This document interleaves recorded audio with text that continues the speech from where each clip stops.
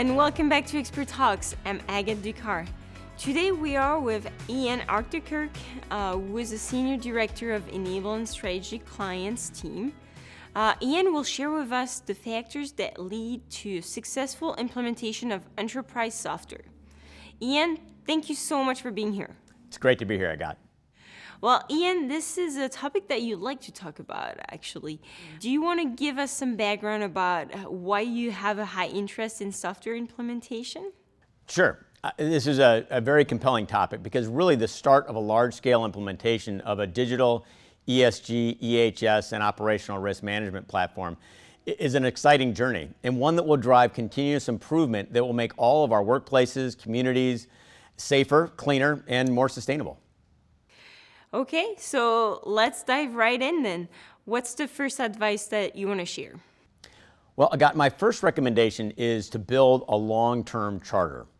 You won't always be implementing software, but you should establish goals that set the vision for continuous improvement. Work with your senior leadership to get buy-in for the charter and the commitments for driving improvements, innovations, and efficiencies into this critical and strategic function. Set one or two big, hairy goals and then ensure that you collaborate and engage your senior leadership to build their vision and energy, especially in the early stages. Yeah, that's interesting because it's really about driving continuous improvement. Okay, so Ian, what's the second advice for successful implementation? Well, next you want to sharply define the scope and phasing. Determine the resources and who will do what.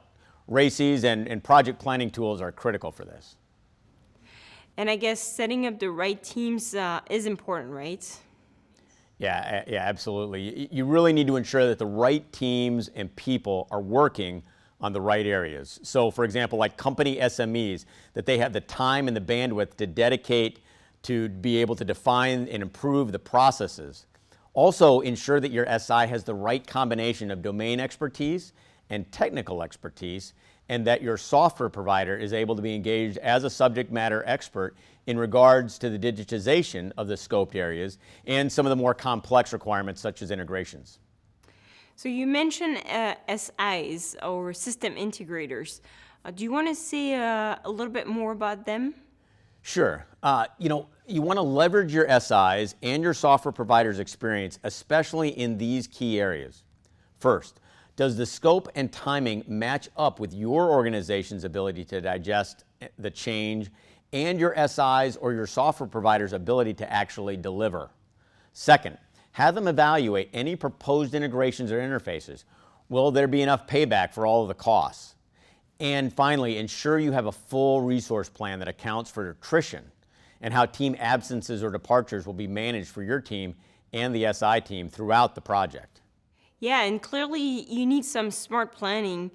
But what about the employees leaving? We've seen a lot of turnovers. How does that impact the implementation project? Yeah, it has a lot of impact. It's a great point. So, resourcing and changing resources due to resignations or reassignments has been a strong trend and one that, I don't really anticipate changing in the next 18 to 24 months, really. So you really need a strong resource plan, including a plan for departures. So how will roles be backed up? All the way from the top of the project leadership team, all the way down to the configuration resources.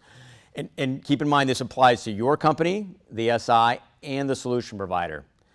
Finally, since you may have people leave and then join your project midstream, ensure that your SI develops a robust and rapid onboarding plan for people who join mid-project. That's interesting because you're basically talking about change management here, right? Yeah, in a way, yes. So organizational change management has always been a critical component of a successful deployment. And as we transition into these various working models that may incorporate some remote work, OCM has taken on an even greater importance. So ensure your SI and your solution provider work with your OCM team or your corporate communications team in planning the OCM portion of the project. Build in opportunities to show the software early and to build anticipation within the company. This should all be part of the OCM effort. Yeah, and I assume that the executive leadership also plays a key role in organization change management. Yeah, absolutely.